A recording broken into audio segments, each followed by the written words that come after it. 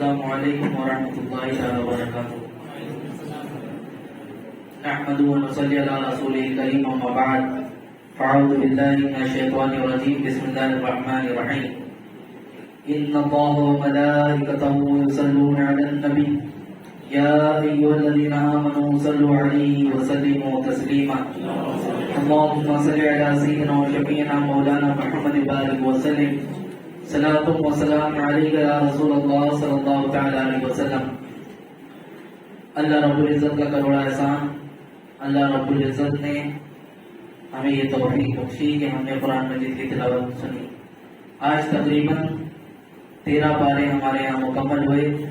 بقیہ قرآن مجید کی تلاوت اللہ رب العزت ہمیں صحیح مخارج و صفات کے ساتھ پڑھنے اور سننے کی توفیق عطا فرمائے۔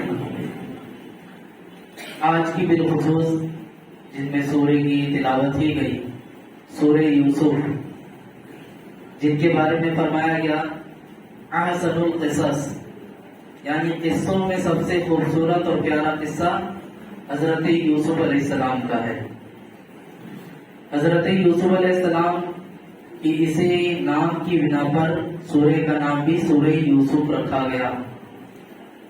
اس میں وجہ یہ ہے کہ آپ کی سیرت، آپ کے زندگی کے احوال جتنی تفصیلات کے ساتھ آئے، دیگر کسی کی بھی تفصیلات اس طرح قرآن مجید میں نہیں ملتی۔ آپ کے ساتھ ہونے والے معاملات، آپ کے بھائیوں کا آپ کے ساتھ جو سلوک کیا گیا، پھر اس کے بعد آپ کے معاملات کیا ہوئے، کہاں سے کہاں پہنچے، قید و بند کی زندگی گزاری، پھر رہائی کے معاملات، ساری چیزیں اللہ رب العزت نے قرآن مجید میں ارشاد فرمایا ہے۔ خیر، سورہ یوسف کی شروعات میں کرتا ہوں۔ اس میں فرمایا ہے کہ حضرت یوسف علیہ السلام، آپ کے والد صاحب کا نام حضرت یعقوب علیہ السلام، یہ بھی نبی ہیں۔ آپ تقریباً 12 بھائی تھے، 11 بھائی آپ کو لے کر، اور آپ کے سب سے چھوٹے بھائی بنیامین، ان کو ملا کر 12 بھائی ہوتے ہیں۔ حضرت یوسف علیہ السلام سے حضرت یعقوب علیہ السلام کو بڑی محبت تھی، دلی لگاؤ بھی تھی، اور حضرت یوسف علیہ السلام اور بنیامین یہ ایک ماں سے ہیں، اور باقی جو 10 بھائی ہیں وہ پہلی ماں سے ہیں۔ حضرت یعقوب علیہ السلام کی پہلی بیوی کا جب انتقال ہو گیا تو انہی کی بہن سے آپ نے نکاح فرمایا، جس سے حضرت یوسف علیہ السلام اور بنیامین پیدا ہوئے۔ اب حضرت یوسف علیہ السلام کی محبت بہت زیادہ تھی آپ سے، اور چونکہ حضرت یوسف علیہ السلام نے خواب دیکھا، اسی خواب کے تذکرے سے واقعات کی شروعات ہوتی ہے۔ رب تعالیٰ قرآن مجید میں ارشاد فرماتا ہے اذ قال یوسف لأبیہ یا ابت انی رأیت 11 کوکبا والشمس والقمر رأیتهم لی ساجدین۔ اب یہاں پہ فرمایا گیا کہ یاد کرو جب یوسف نے اپنے باپ سے کہا، اے میرے باپ، میں نے 11 ستاروں اور سورج اور چاند کو دیکھا کہ وہ مجھے سجدہ کر رہے ہیں۔ یہ حضرت یوسف علیہ السلام نے خواب میں دیکھا۔ یہ خواب دیکھنے کے بعد حضرت یوسف علیہ السلام اپنے والد کے پاس گئے، حضرت یعقوب علیہ السلام کے پاس، اور جا کر اپنا خواب سنایا۔ حضرت یعقوب علیہ السلام نے جب حضرت یوسف کا یہ خواب سنا، تب آپ نے جو ارشاد فرمایا، قرآن وہ بھی کہتا ہے قال یا بنی لا تقصص رؤیاک علی اخوتک فیکیدوا لک کیدا ان الشیطان للانسان عدو مبین۔ فرمایا اے میرے بچے، اپنا خواب اپنے بھائیوں کے سامنے بیان نہ کرنا، ورنہ تمہارے خلاف کوئی سازش کریں گے، بے شک شیطان آدمی کا کھلا دشمن ہے۔ یہاں سے ایک بات یہ پتہ چلتی ہے، حضرت یعقوب علیہ السلام کو ان کے بارے میں یہ اندیشہ تھا کہ یہ ان سے حسد کرنے لگے ہیں، اس بات کا تو اندیشہ تھا۔ تو اسی لیے آپ نے فرمایا کہ اپنے بھائیوں کو اپنا خواب نہ بتانا۔ اب چونکہ بھائیوں کے درمیان یہ حسد اور کڑ دن بدن بڑھتی جا رہی تھی کہ یوسف کو ابا جان بہت پیار کرتے ہیں، حالانکہ یوسف اکیلے ہیں اور ہم 10 ہیں، ہم 10 ایک جماعت کی حیثیت رکھتے ہیں، جس طرح ہم ان کا خیال رکھ سکتے ہیں حضرت یوسف تنہا نہیں رکھ سکتے. تو ہونا تو یہ چاہیے وہ ہم سے زیادہ محبت کریں. تو اب ان 10 بھائیوں نے یہ سوچا کہ حضرت یوسف علیہ السلام کو کیوں نہ ہو کہ یہاں سے غائب کر دیا جائے, کچھ ایسی تدبیر اختیار کی جائے کہ یہ حضرت یعقوب سے دور ہو جائیں. اب یہ 10 بھائی بکریاں چرانے کے لیے باہر کی طرف جنگلات کی طرف جا رہے تھے. حضرت یعقوب علیہ السلام کی بارگاہ میں آئے اور آنے کے بعد عرض کرنے لگے کہ ابا جان ہم بکریاں چرانے جا رہے ہیں, یوسف کو بھی ہمارے ساتھ بھیج دو. حضرت یعقوب علیہ السلام راضی نہیں ہو رہے تھے. وہ کہہ رہے تھے تم لے کر جاؤ گے, یوسف کو تکلیف پہنچا دو گے, بھیڑیے اسے کھا لیں گے. قرآن نے یہ بھی فرمایا, آپ نے یہاں تک جملے فرمائے. کہا نہیں, ہم انہیں ان کا برابر خیال رکھیں گے, انہیں ذرہ برابر بھی تکلیف نہ آنے دیں گے. بڑا وعدہ کیا اور یقین دلانے کے بعد حضرت یوسف علیہ السلام کو اپنے ساتھ لے کے چلے گئے. جب ایک مقام پر پہنچے تو وہاں پر تو سب لوگوں میں یہ معاملہ طے آیا کہ کچھ لوگوں نے یہ کہا آپ کے بھائیوں میں سے ان کو قتل کر دیتے ہیں. تو کچھ لوگوں نے کہا ہم لوگ اتنے لوگوں کے ساتھ ہو کر اگر انہیں قتل کریں تو ابا جان کے پاس ہم کیا عذر پیش کریں گے کہ یوسف کا قتل کیسے ہوا, کس نے کیا, اور اتنے لوگ تھے تم میں سے کوئی نہیں بچا سکا, تو ہم کوئی عذر پیش نہ کر سکیں گے. اس کے لیے کچھ اور دوسرا بہانہ ڈھونڈو, کچھ اور تدبیر اختیار کرو. تب ان میں سے قرآن نے فرمایا, ایک نے کہا ایک کام کرتے انہیں لے جا کر ایک کنویں میں ڈھکیل دیتے ہیں, وہاں سے پھر آنے جانے والے جو مسافر ہوں گے حضرت یوسف کو دیکھیں گے اور لے کر اپنے ساتھ چلے جائیں گے. اور ہم ایسا کریں گے, ایک بھیڑیے کو مار کر ان کا قمیص, ان کا کپڑا اتار کر اس میں اس کا خون لگائیں گے اور لے جا کر وہاں دکھا دیں گے, جس سے انہیں یقین ہوگا کہ بھیڑیے نے حضرت یوسف کو کھا لیا. یہ پوری پلاننگ ہوئی. اتنی پلاننگ کے بعد, اتنے مشورے طے پانے کے بعد حضرت یوسف علیہ السلام کو ان بھائیوں نے کئی بار مارا, تماچے بھی رسید کیے, ان کو ڈھکیلا بھی کہ تمہاری وجہ سے ابا جان ہم سے پیار نہیں کرتے, ہماری محبت میں کمی آئی. حضرت یوسف علیہ السلام نے جب ان کا یہ رویہ دیکھا, کہا آپ نے اپنا وعدہ بھول گئے جو آپ نے اللہ کے رسول حضرت یعقوب سے کر کے آئے تھے. آپ نے حضرت یعقوب سے کیا کہا تھا کہ انہیں ذرہ برابر تکلیف نہ پہنچنے دیں گے, اور یہاں آ کر آپ ہی مجھے تکلیف پہنچا رہے ہیں. آپ نے ان کو یاد دلایا وہ سب چیزیں, لیکن ان کی کان پہ جوں تک نہ رہی, کیونکہ حسد انسان کو بڑی سے بڑی برائی میں مبتلا کر دیتا ہے. اس حسد کی بنا پر انہوں نے حضرت یوسف علیہ السلام کو لے کر گئے ایک کنویں کے پاس, آپ کا ہاتھ پیر باندھ کے وہاں ڈھکیل دیا. اب یہاں کنویں میں آپ کا گرنا تھا کہ اللہ رب العزت نے حضرت جبرائیل علیہ السلام کو حکم دیا, اے جبرائیل جاؤ جا کر حضرت یوسف کو تھام لو اور انہیں محفوظ جگہ پر بیٹھا دو. حضرت جبرائیل علیہ السلام فرمایا جاتا ہے تقریباً 3 مرتبہ زمین پر بہت تیزی کے ساتھ اترے تھے. ان میں سے ایک مرتبہ یہ بھی پایا جاتا ہے جب حضرت یوسف کو کنویں میں ڈالا جا رہا تھا. آج آپ پوری رفتار کے ساتھ زمین پر آئے اور حضرت یوسف علیہ السلام کو تھام لیا, یہاں تک کہ آپ کے ہاتھ پیر جو بندے تھے اس کو بھی کھولا, اور ایک پتھر رہا ہوگا یا جیسے بھی کنویں میں جگہ تھی وہاں پر آپ کو محفوظ جگہ پر بٹھا دیا. حالانکہ نیچے بہت زیادہ سانپ موجود تھے, بچھو موجود تھے جو ایذا پہنچانے والے تھے. اسی وقت اللہ تعالیٰ نے حضرت یوسف علیہ السلام کو نبوت بھی عطا فرمائی. جب آپ کو نبوت عطا فرمائی گئی تو یہ جو اللہ کی دیگر مخلوق ہے ان سبوں نے آپ کو تکلیف پہنچانے کے بجائے ان کا کام یہ ہو گیا کہ آپ کی حفاظت میں لگ گئے. یہ سب کے سب آپ کی حفاظت میں لگ گئے. حضرت یوسف علیہ السلام وہاں بیٹھے تھے, یہاں ان کے بھائی رات کا وقت تھا, گھر پہ پہنچے, باہر سے شور بہت تیز آنا شروع ہوا. حضرت یعقوب علیہ السلام بھاگے بھاگے آئے, کہا اللہ خیر کرے, کیا بات ہے, کیا بکریوں کو کوئی تکلیف پہنچی ہے یا بکریوں کو بھیڑیے کھا گئے؟ کہا نہیں, بکریاں ساری سلامت ہیں. حضرت یوسف علیہ السلام کو بھیڑیا کھا گیا. کہا یہ تم سب کے ہوتے ہوئے کیسے ہو گیا ان کے ساتھ؟ انہوں نے کہا کہ ہم کھیل رہے تھے, دوڑ لگا رہے تھے, ہم آپس میں بھاگ رہے تھے. حضرت یوسف آگے آگے تھے, یہاں تک کہ ایک بھیڑیا سامنے سے آیا اور ان پر حملہ کیا اور ان کو ختم کر دیا. ان کا کپڑا بھی ہمارے پاس ہے اور یہ دیکھو اس پر خون بھی لگا ہے۔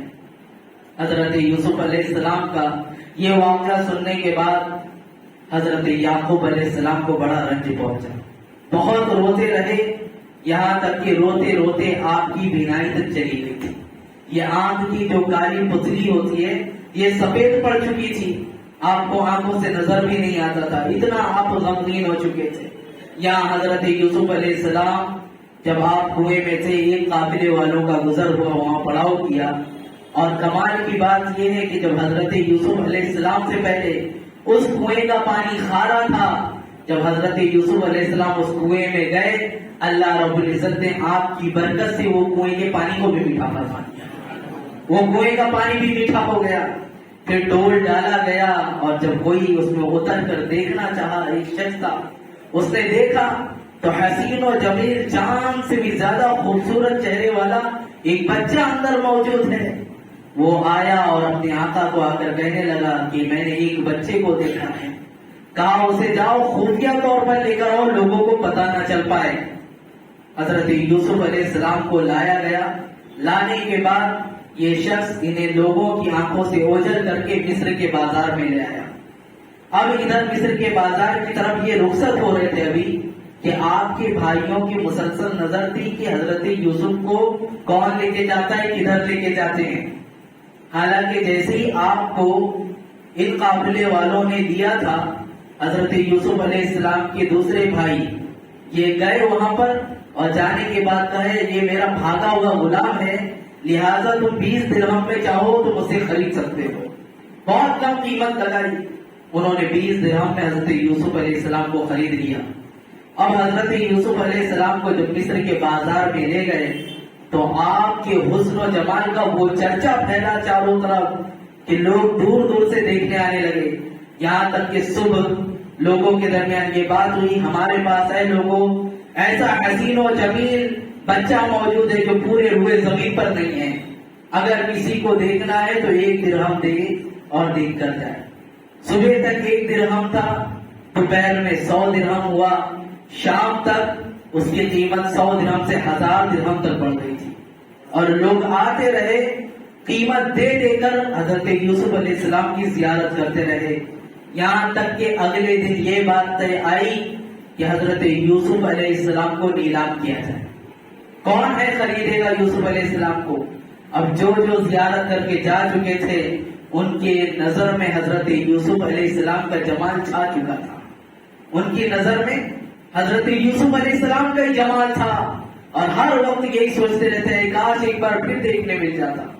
جب انہوں نے سنا کہ حضرت یوسف کو نیلام کیا جا رہا ہے، ہر کوئی اپنی مال و دولت کو لے کے پہنچ گیا۔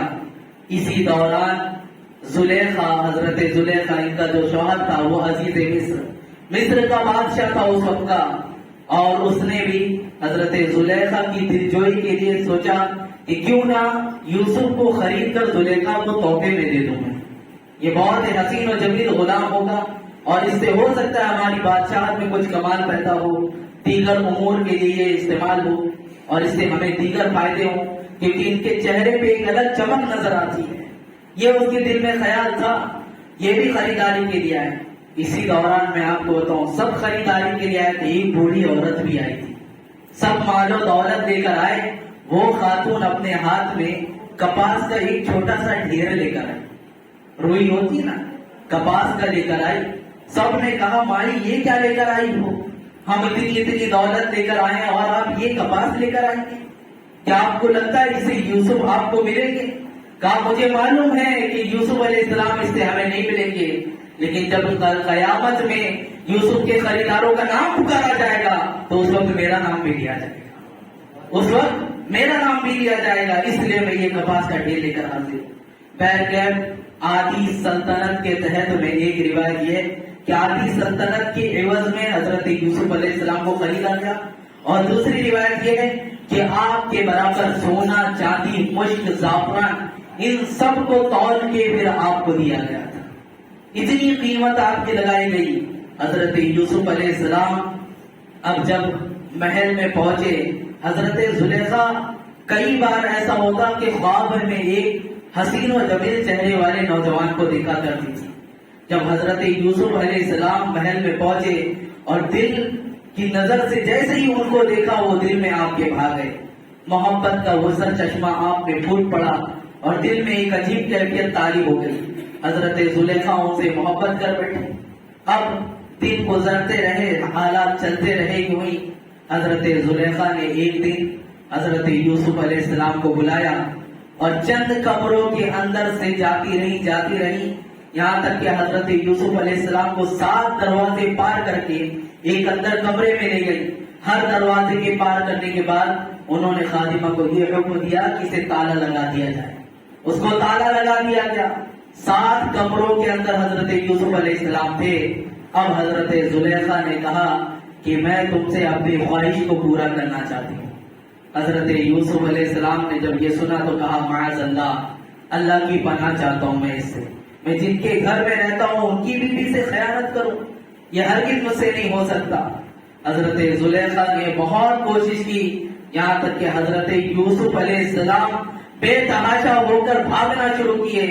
دروازے سب کے سب بند تھے، تالے لگے تھے، لیکن جب بھاگنا شروع کیے یکے بعد دیگرے سارے دروازے خود بخود کھلتے چلے گئے، سارے دروازے خود بخود کھلتے چلے گئے، یہاں تک کہ جب آخری دروازہ کھلا آپ جیسے ہی باہر گئے عزیز مصر اس دروازے ہی پہ کھڑا تھا تو کیا دیکھتا ہے کہ زلیخا پیچھے سے آ رہی ہیں اور ہاتھ میں حضرت یوسف علیہ السلام کا چھپا پھٹا ہوا ان کے پاس موجود ہے۔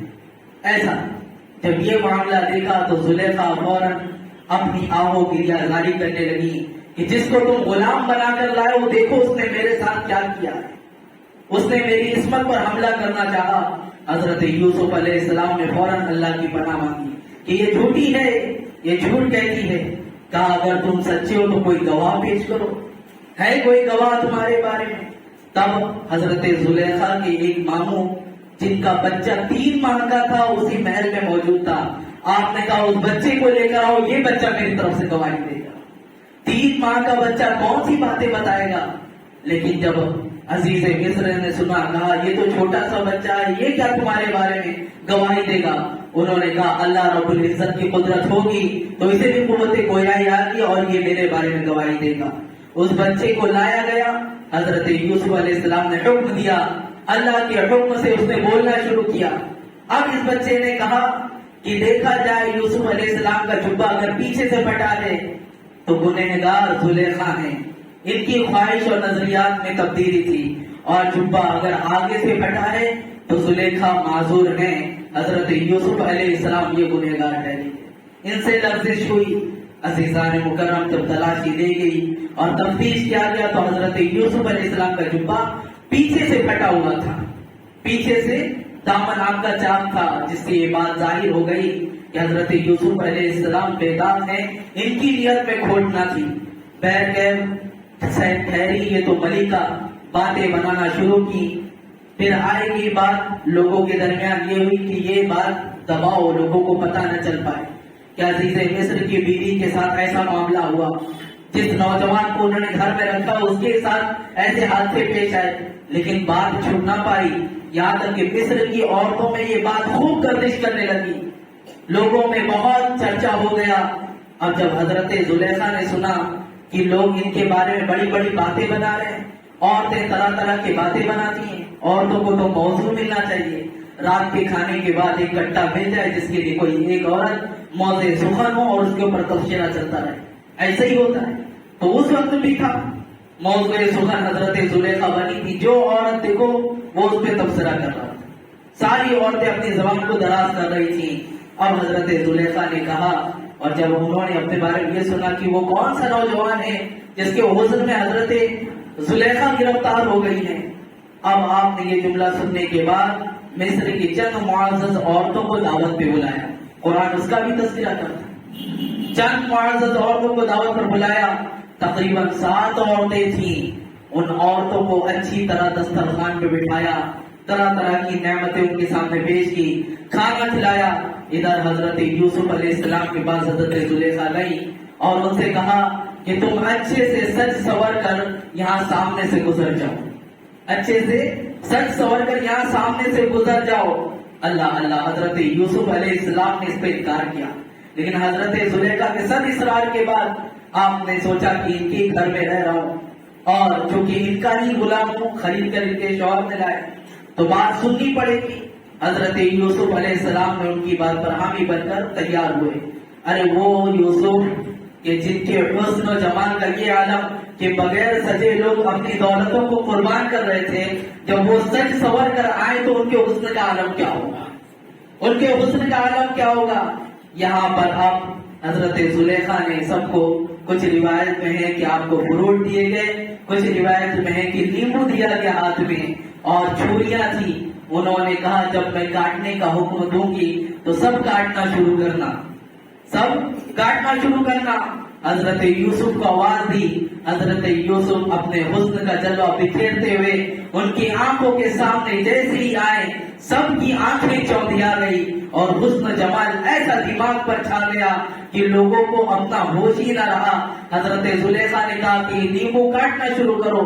سب لیمو کاٹنا ہی چاہتی تھی، یہاں تک کہ سب کی انگلیاں کٹ گئی، لیکن کسی کو احساس تک نہ ہوا۔ سب کی انگلیاں کٹ گئی، قرآن کہتا ہے اس کے بارے میں، وہ ایک انگلی نہیں، انگلیاں کٹ گئی وہاں پر۔ عزیزان مکرم، وہ حسن دیکھ کر لوگوں کی انگلیاں کٹ جا رہی تھی۔ اب میں ان سب واقعات سے ہمیں کیا عبرت ملتی ہے میں آخر میں عرض کروں گا ساری چیزوں کو۔ پہلے واقعات کو آپ سماعت کریں۔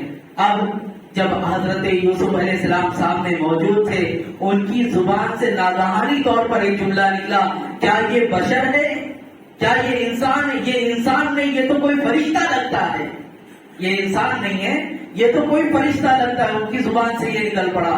یہاں تک کہ وہ معزز عورتیں جو مصر کی آئی تھی، ان سبوں نے بھی اس بات کی خواہش کی کہ زلیخا کی خواہش کو تم بھی پوری کرو۔ حضرت یوسف علیہ السلام وہاں سے فوراً نکل پڑے، فوراً وہاں سے ہٹ گئے۔ عزیزان مکرم، اب یہ عورتیں جو آئی تھیں انہوں نے بات بنانا شروع کیا اور حضرت زلیخا کو یہ مشورہ دیا کہ کیوں نہ ہو حضرت یوسف کو چند دن کے لیے قید خانے میں ڈال دیا جائے۔ جب یہ قید خانے میں ہوں گے تو انہیں برابر سمجھ میں آئے گا محل کی آسائشیں کیا ہوتی ہیں اور قید خانے کی صعوبتیں کیا ہوتی ہیں۔ اور حضرت زلیخا کی کان میں جب یہ بات ڈالی گئی، حضرت زلیخا عزیز مصر کے پاس گئی جو ان کا شوہر تھا اور اس کو جا کر کہنے لگی کہ یوسف قید خانے میں اس کو ڈال دیں گے تو بہت بہتر ہوگا، لوگ ہمارے بارے میں طرح طرح کی باتیں بناتے ہیں، اور جب حضرت یوسف کو قید خانے میں ڈالا جائے گا تو لوگوں کو اس بات کا یقین ہو جائے گا کہ گناہ گار اور مجرم جو ہے وہ حضرت یوسف ہی ہے۔ یہ بات عزیز مصر کے عقل میں بھی آئی اور انہوں نے حضرت یوسف علیہ السلام کو اٹھا کر قید خانے میں ڈال دیا۔ ادھر قید خانے میں ڈالنا تھا کہ اس کے اندر دو قیدی پہلے سے موجود تھے، دو قیدی جو بادشاہ کو مارنے کی غرض کی بنا پر پکڑے گئے تھے۔ ایک ان کا ساقی تھا جو انہیں جوس وغیرہ اور پھل کے جو رس ہوتے وہ نچوڑ کر دیا کرتا تھا، اور ایک وہ تھا جو آپ کے باورچی خانے کا انچارج تھا۔ ان دونوں نے دو مرتبہ زہر ملا کر عزیز مصر کو مارنے کی کوشش کی تھی، اس وجہ سے ان کو قید خانے میں ڈالا گیا۔ حضرت یوسف علیہ السلام جب ان کے درمیان گئے تو بیٹھ کر انہوں نے اپنے بارے میں بتایا اور اپنی ایک خاصیت بتائی کہ میں خوابوں کی تعبیر بتاتا ہوں، یہ آپ نے بتایا۔ ساتھ ہی ساتھ آپ نے یہ بتایا میں اللہ کا نبی ہوں، اور وہیں پر آپ نے تبلیغ بھی کرنا شروع کیا، اللہ کی وحدانیت کا آپ نے اقرار کرایا اور لوگوں کو یہ بتایا کہ جو دیکھو اپنے من کے اعتبار سے کوئی سونے کا معبود بنایا ہوا ہے تو کوئی چاندی کا معبود بنایا ہے، جس کا جو دل کرتا ہے ویسے اپنے دیوی دیوتاؤں کو بنا کر پوج رہا ہے، یہ سب باطل ہیں، ہم جس کی عبادت کرتے ہیں وہ اللہ رب العزت ہے۔ آپ نے وہیں پر تبلیغ شروع کر دی۔ عزیزان مکرم، اب ان لوگوں نے کہا کہ آپ خوابوں کی تعبیر بتاتے ہیں، میں نے ایک خواب دیکھا ہے۔ ان میں سے ایک شخص نے کہا کہ میرے پاس انگور کے 3 خوشے ہیں، ان کو نچوڑ کر میں رس بنا کر بادشاہ کو پلا رہا ہوں، اس کی کیا تعبیر ہوگی؟ دوسرے نے کہا میں نے دیکھا ہے کہ میرے ساتھ ایسا معاملہ ہوا کہ میرے اوپر پرندے آتے ہیں اور گوشت کو نوچ نوچ کے نکل جاتے ہیں۔ اس طرح کا تقریباً انہوں نے خواب بیان کیا۔ تو جس نے انگور کے خوشے والا خواب بیان کیا، آپ نے فرمایا کہ 3 دن کے اندر تمہاری رہائی ہو جائے گی، تم رہا ہو جاؤ گے۔ اور دوسرا جو شخص خواب دیکھا اس کے بارے میں فرمایا کہ ان قریب اسے پھانسی ہوگی، یہاں تک کہ پھانسی ہونے کے بعد اس کے گوشت کو چیر کوے کھائیں گے۔ یہ آپ نے تعبیر بتائی، دونوں نے ٹھٹا مارنا شروع کیا، ہنسنا شروع کیا کہ آپ جن خوابوں کی تعبیر بتا رہے ہیں ہم نے ایسا کوئی خواب دیکھا ہی نہیں ہے، ہم نے ایسا کوئی خواب دیکھا ہی نہیں۔ حضرت یوسف علیہ السلام نے جب سنا تو آپ نے فرمایا اگرچہ تم نے کوئی خواب نہیں دیکھا لیکن تمہارے زندگی کے معاملات آگے ایسے ہی ہونے والے ہیں، آگے جو بھی ہوگا اب ایسے ہی ہوگا۔ اور یوں ہی ہوا، آپ نے جس کو انگور کے خوشے والے کو تعبیر بتائی کہ تو بادشاہ کے پاس جائے گا، تو آپ نے اس کو یہ بھی نصیحت کی تھی کہ بادشاہ کے پاس جا کر تم میرے بارے میں بتانا کہ میرے بارے میں کیا ہوا معاملہ، ساری چیزیں وہاں جا کر بیان کرنا۔ یہ رہائی پانے کے بعد سالوں گزر گئے، کافی دن گزر گئے، ایسے خیال نہیں آیا۔ قرآن فرماتا ہے شیطان نے اس کو بلا دیا۔ حضرت یوسف علیہ السلام تقریباً 7 سال، ایک روایت میں 14 سال، کچھ جگہ 5 سال، اس طرح الگ الگ روایت ہے، لیکن تقریباً 7 سال یا 14 سال آپ جیل میں قید خانے میں رہے۔ نبی ہیں اللہ کے لیکن قید خانے میں بغیر کسی وجہ کے 14 سال آپ نے گزار دیا۔ اللہ اکبر۔ پھر جو بادشاہ کے قریب وہ تھا، بادشاہ نے ایک خواب دیکھا کہ اس کے خواب میں ایسا ہوا کہ 7 گائے ہیں اور وہ کھا پی کر پہلے فربا ہوئی، بہت تندرست ہوئی، پھر اس کے بعد 7 گائے ایسی آئی جو بالکل دبلی ہو گئی، کمزور ہو گئی۔ اس طرح کا خواب انہوں نے دیکھا اور لوگوں کو بلا بلا کر اس کی تعبیر پوچھنا شروع کیا کہ اس کی تعبیر کیا ہوگی، اس کی تعبیر کیا ہوگی۔ طرح طرح کے خوابوں کی تعبیر بتانے والے لوگ آئے، لیکن بادشاہ کسی سے مطمئن نہیں ہو رہا تھا۔ اب یہ جو غلام تھا جو کاشے سے خوشے سے نکال کر رس دیا کرتا تھا، جو قید خانے سے آزاد ہوا تھا، اس کے ذہن میں خیال آیا کہ قید خانے میں ایک شخص نے میرے خواب کی تعبیر بتائی تھی جس کا نام یوسف ہے، کہا بادشاہ سلامت میں آپ کی خواب کی تعبیر وہاں پوچھ کر آتا ہوں، میں قید خانے میں جانا چاہتا ہوں۔ قید خانے میں گیا، حضرت یوسف سے ملاقات کی، ملاقات کرنے کے بعد حضرت یوسف علیہ السلام نے اس کے خوابوں کی تعبیر بتائی کہ اس نے جو خواب دیکھا اس کا مطلب یہ ہے کہ 7 سال مصر میں بڑی خوشحالی ہوگی، اناج اور غلے بہت ہوں گے، اور 7 سال کے بعد قحط سالی پڑے گی جس میں بھوک بھری کا عالم ہوگا۔ یہ جب خوابوں کی تعبیر آپ نے بتائی، بادشاہ کے پاس یہ آ کر جو آپ کا غلام تھا اس نے بتایا کہ آپ کے خواب کی تعبیر ایسی ایسی ہے۔ بادشاہ کی عقل میں یہ بات آئی کہ یہ خواب کی تعبیر مجھے ٹھیک لگتی ہے۔ آپ نے حضرت یوسف سے ملنے کی خواہش کی کہ جاؤ جا کر انہیں بلا کر لے کر آؤ۔ کون ہے وہ؟ حضرت یوسف علیہ السلام کے پاس جب یہ غلام گیا اور جانے کے بعد کہا کہ بادشاہ سلامت آپ سے ملنا چاہتے ہیں، حضرت یوسف علیہ السلام نے کہا بادشاہ سے جا کر کہو وہ 7 عورتیں جنہوں نے اپنی انگلیاں کاٹ لی تھی ان کا کیا معاملہ ہوا، ان کے ساتھ کیا معاملات ہوئے، ان کو بلایا جائے اور ان سے میرے بارے میں پوچھا جائے۔ حضرت یوسف علیہ السلام کا یہ جو بولنا تھا، آپ پر جو تہمت لگی تھی اس کی صفائی کے لیے تھا۔ بادشاہ جو عزیز مصر تھا اس وقت کا، اس نے بلایا اور بلانے کے بعد زلیخا کو بھی بلایا اور جو 7 عورتیں تھیں جن کی انگلیاں کٹ لی تھی ان کو بھی بلایا۔ سب کے اوپر سختی سے پوچھا یوسف کے ساتھ کیا معاملہ تھا۔ سب نے کہا یوسف بے قصور ہے، غلطی زلیخا کی تھی۔ اتنا سننے کے بعد اب بادشاہ نے حضرت یوسف علیہ السلام کے لیے ایک عالی شان جوڑا بھیجا اور بہت شان و شوکت کے ساتھ حکم دیا کہ یوسف یوں ہی نہیں آئیں گے بلکہ شان و شوکت کے ساتھ آئیں گے کیونکہ وہ بے گناہ تھے، مجرم نہیں۔ حضرت یوسف علیہ السلام نے جب سنا، رب کی حمد بجا لائی اور زیب تن فرما کر لوگوں کے درمیان یہ فرمایا، اے لوگوں یہ قید خانہ زندوں کی قبر ہے۔ جب آپ نکلنے لگے تو اس قید خانے کی طرف کیا ارشاد کر کے کہا، یہ قید خانہ زندوں کی قبر ہے، اور یہ بول کر آپ آگے بڑھنا شروع کیے۔ جب آپ عزیز مصر کے پاس پہنچے تو آپ نے عربی زبان میں السلام علیکم کہا۔ بادشاہ نے کہا یہ کون سی زبان ہے؟ پھر آپ نے عبرانی زبان میں کہا تو بھی وہ نہیں سمجھ پائے، کہا یہ کس کی زبان؟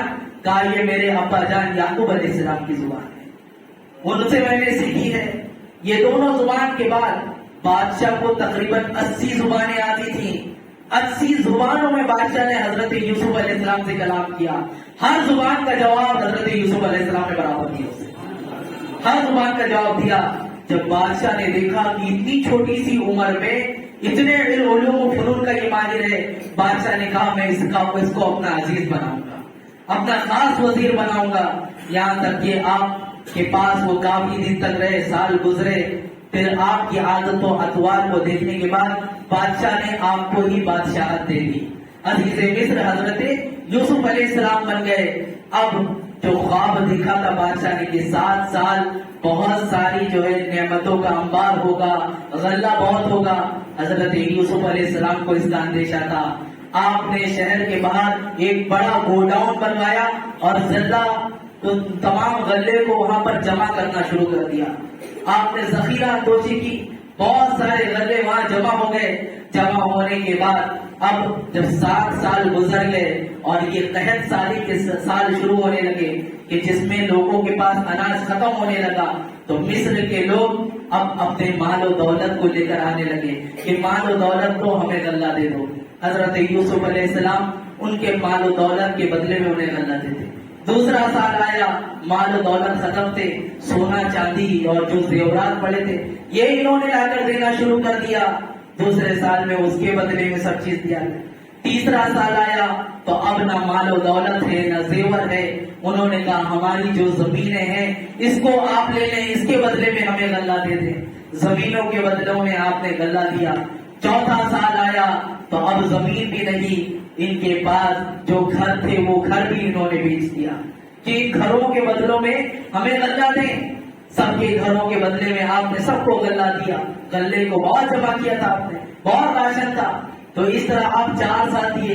5واں سال آیا، انہوں نے اپنے بچوں کو غلام بنا کر دینا شروع کر دیا کہ یہ کام کریں، اب ہمارے پاس کچھ نہیں، ان بچوں کو اپنی غلامی میں لے لیں۔ بچوں کے بدلے میں انہوں نے پھر غلہ دینا شروع کیا۔ 6 اور 7ویں سال تک یہ نوبت آ گئی کہ انہوں نے خود کو بھی بیچ دیا اور غلامی میں داخل کر دیا کہ ہمیں اپنے بدلے میں غلہ دیا جائے۔ یہاں قدرت کی ایک حکمت یہ تھی کہ حضرت یوسف علیہ السلام جب مصر میں آئے تھے تو غلام بن کر آئے تھے۔ اب اللہ رب العزت نے وہ وقار دیا تاکہ قیامت تک کوئی یہ نہ کہہ سکے ہم یوسف کو مصر میں لائے تو غلام بنا کر لائے، وہ غلام بادشاہ بنا تھا، نہیں، بلکہ اللہ نے آپ کو ایسی بادشاہت دی کہ پورا مصر آپ کا غلام بن چکا تھا، پورا مصر آپ کا غلام بن چکا تھا۔ عزیزان مکرم، قحط سالی کا یہ دورہ چل رہا تھا۔ یہ قحط سالی حضرت یعقوب علیہ السلام کے گھر تک بھی پہنچی تھی۔ جب بادشاہ کی سخاوت ان کے گھر تک پہنچی تو حضرت یعقوب علیہ السلام سے ان کے بیٹوں نے پوچھا کہ میں بھی جا کر وہاں سے غلہ لے کر آتا ہوں۔ یہ 10 کے 10 بھائی حضرت یوسف علیہ السلام کی بارگاہ میں جب حاضر ہوئے، حاضر ہونے کے بعد حضرت یوسف علیہ السلام کے پاس جیسے ہی حاضر ہونا تھا آپ نے ان کے چہروں کو دیکھا اور دیکھ کر فوراً پہچان گئے کہ یہ میرے بھائی ہیں، لیکن آپ نے اس بات کا اظہار نہیں کیا کہ میں یوسف اور انہیں بتا دوں۔ ان سے پوچھا کس غرض سے آئے ہو؟ کہا ہمارے پاس یہ رقم ہے، ہمیں غلہ چاہیے۔ آپ نے کہا ٹھیک ہے۔ سب کے پاس جو اونٹ تھے اونٹ پر غلے کو لدوایا اور اپنے غلام سے کہہ دیا انہوں نے جو مال دیا ہے اسے خفیہ طور پر اٹھا کر ان کے راشن میں رکھ دو اور انہیں بتانا نہیں کہ ان کے مال کو لیا گیا ہے، تاکہ جب یہ گھر پہ پہنچے تو انہیں پتا چلے کہ ان کا مال بھی نہیں لیا گیا اور انہیں غلہ بھی دیا گیا۔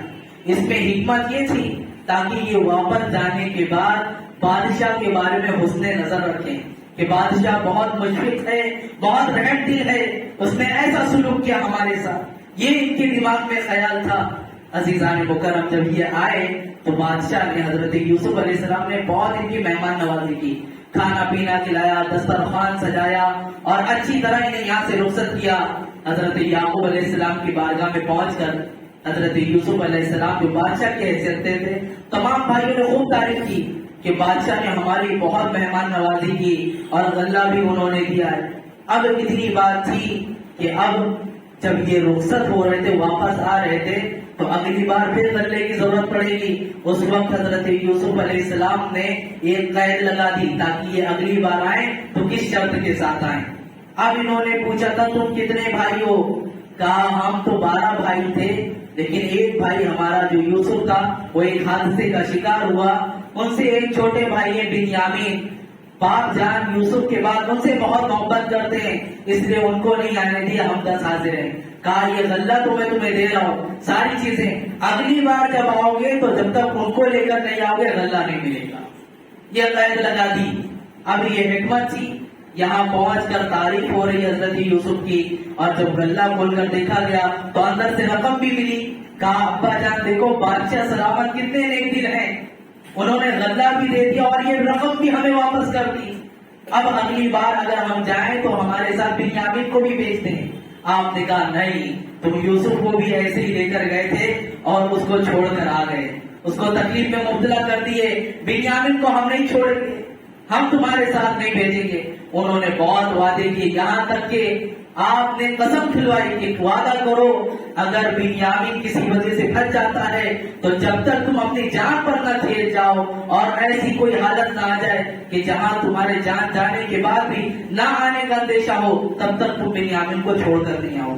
انہوں نے کہا ہم وعدہ کرتے ہیں۔ وعدہ کرنے کے بعد اب جب اگلی مرتبہ غلے کی ضرورت پڑی، بنیامین کو لے کر یہ پہنچے، اور حضرت یوسف علیہ السلام کے والد حضرت یعقوب علیہ السلام نے یہ نصیحت کر دی تھی، بیٹا اگلی بار جب تم پہلی بار گئے تھے تو کوئی تمہیں پہچانتا نہیں تھا، لیکن اب سب تمہیں پہچانتے کہ تم 10 بھائی ہو، اس بار تم جانا تو الگ الگ دروازے سے شہر میں داخل ہونا تاکہ لوگوں کی بری نظر تمہاری تعداد پہ نہ پڑ جائے۔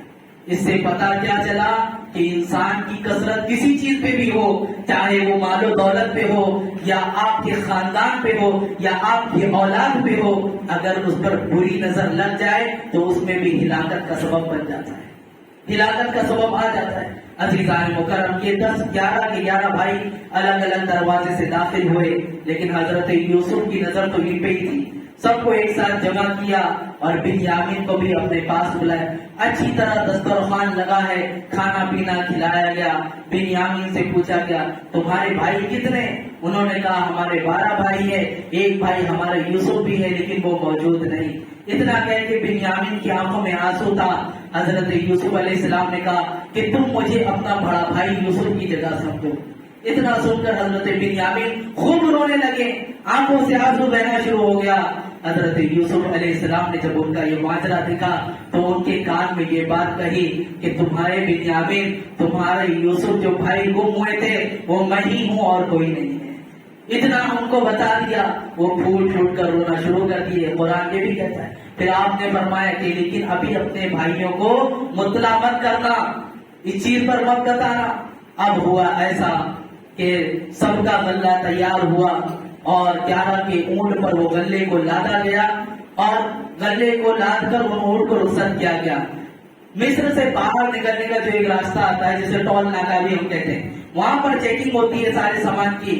حضرت یوسف علیہ السلام نے اپنا جو بادشاہ کا کٹورا ہوتا ہے، بڑا قیمتی کٹورا تھا جس میں آپ پانی پیا کرتے تھے، لیکن اس وقت وہ کٹورا غلہ نام کر کے دینے جانے کے لیے استعمال تھا، اس کے لیے استعمال ہو رہا تھا۔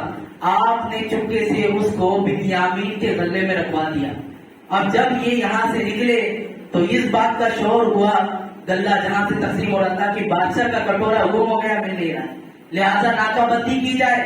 ناکہ بندی کی گئی اور چیکنگ کی گئی تو بنیامین کے پاس سے وہ کٹورا برآمد ہوا۔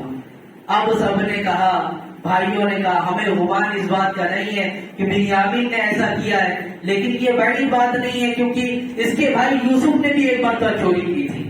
معاذ اللہ رب العالمین، چوری کی نسبت حضرت یوسف علیہ السلام کے نزدیک ہم ایسے نہیں کر سکتے، لیکن آپ کے بچپنے میں ایک بار واقعہ یہ ہوا تھا کہ آپ کے جو دادا تھے یا غالباً نانا تھے، وہ ایک بت کی پرستش کرتے تھے، اس کو آپ نے اٹھا کر لے جا کر پٹکا تھا اور غلاظت میں ملا دیا تھا، تو اس کو انہوں نے چوری کی نسبت سے پیش کیا یہاں پر کہ انہوں نے بھی چوری کی تھی، اس لیے ہو سکتا ہے بنیامین نے بھی کیا ہو، لیکن یہ لگتا تو نہیں ہے ایسا کیا ہوگا۔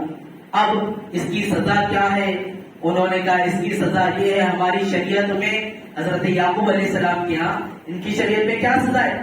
کہا اس کی سزا یہ ہے کہ سال بھر تک اسے روک کے رکھا جائے۔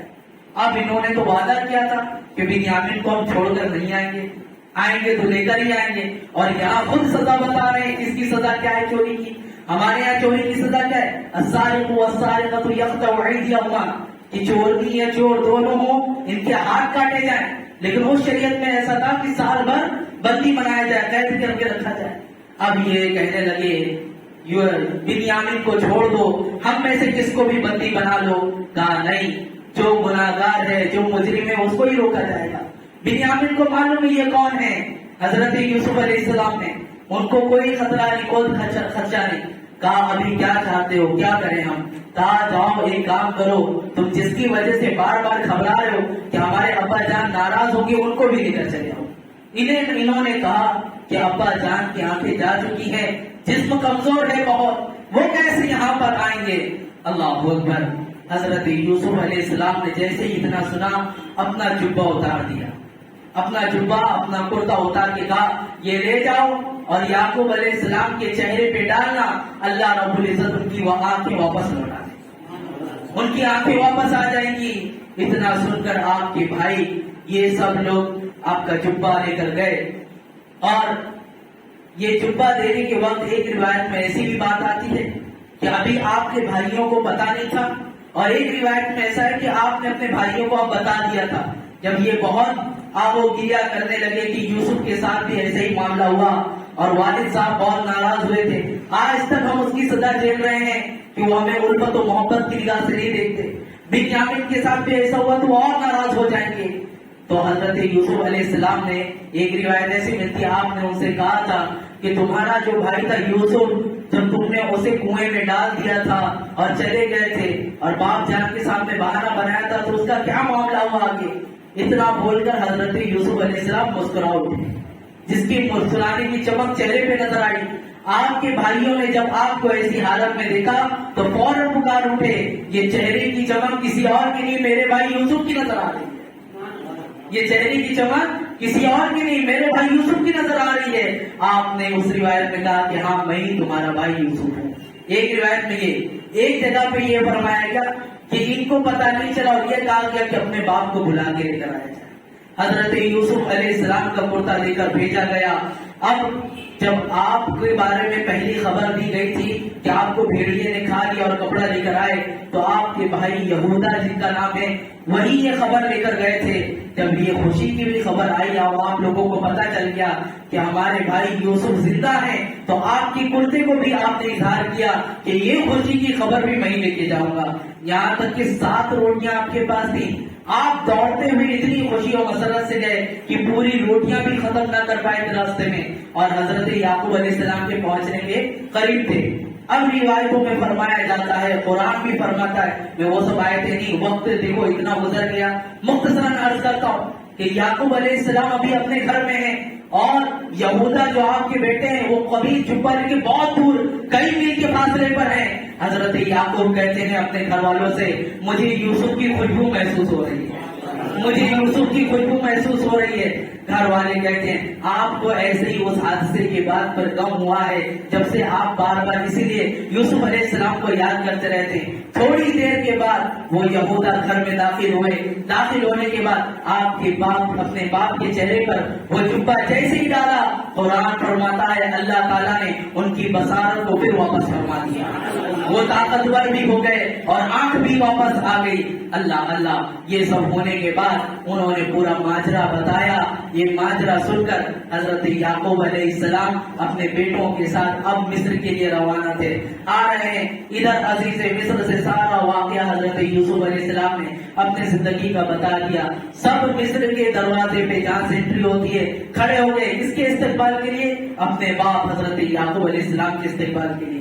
جیسے ہی وہ سب داخل ہوئے، اللہ اللہ دیکھ کر حضرت یعقوب علیہ السلام یوسف علیہ السلام پہ جیسی نظر پڑی، پھوٹ پھوٹ کر رونا شروع کر لیا، چہروں کو بوسہ لیا، سینے سے لگایا۔ اب یعقوب علیہ السلام کا جب یہ رعب و دبدبہ دیکھا کہ آپ بادشاہت کے عہدے پر فائز ہیں، اللہ رب العزت نے آپ کو یہ مقام دیا، سب کے سب سجدے میں چلے گئے۔ یہی خواب آپ نے دیکھا تھا کہ 11 ستارے آپ کو سجدہ کر رہے ہیں، ایک چاند اور ایک سورج سجدہ کر رہا ہے۔ 11 ستاروں سے مراد آپ کے بھائی ہیں بنیامین کو لے کر، اور چاند سے مراد وہ عزیز مصر ہے، سورج سے مراد حضرت یعقوب علیہ السلام ہے۔ یہ خواب کی تعبیر بھی مکمل ہوئی۔ عزیزان مکرم، یہ اتنا لمبا واقعہ جو قرآن میں، اور بھی اس کی تفصیلات پہ میں اس میں نہیں جاتا، میں محض بس جو ترجمہ ہے اس کو ایک لائن سے آپ کے سامنے پیش کر دیا۔ اتنا وقت ہوا، لیکن ان واقعوں سے ہمیں ملتا کیا ہے؟ ان واقعے سے سب سے بڑی چیز جو ملتی ہے، قرآن کا ایک عقیدہ ملتا ہے۔ قرآن فرماتا ہے فَإِنَّ مَعَ الْعُسْرِ يُسْرًا، إِنَّ مَعَ الْعُسْرِ يُسْرًا۔ قرآن میں ایک آیت 2 مرتبہ آئی جس میں فرمایا گیا ہر پریشانی کے بعد ایک آسانی، ہر پریشانی کے بعد ایک آسانی، 2 مرتبہ یہ لفظ فرمایا گیا۔ مفسرین فرماتے ہیں اس کا مطلب یہ ہے کہ جب جب تمہارے پاس ایک پریشانی آئے گی، اللہ بدلے میں تمہیں 2 آسانیاں عطا فرمائے گا، 2 آسانیاں عطا فرمائے گا۔ حضرت یوسف علیہ السلام قید خانے میں تھے، غلام بنائے گئے، ساری چیزیں ہوئی، لیکن اللہ نے آخر میں دیکھو کیا کیا، بادشاہت عطا کی اور سبوں کو آپ کا غلام بنا دیا۔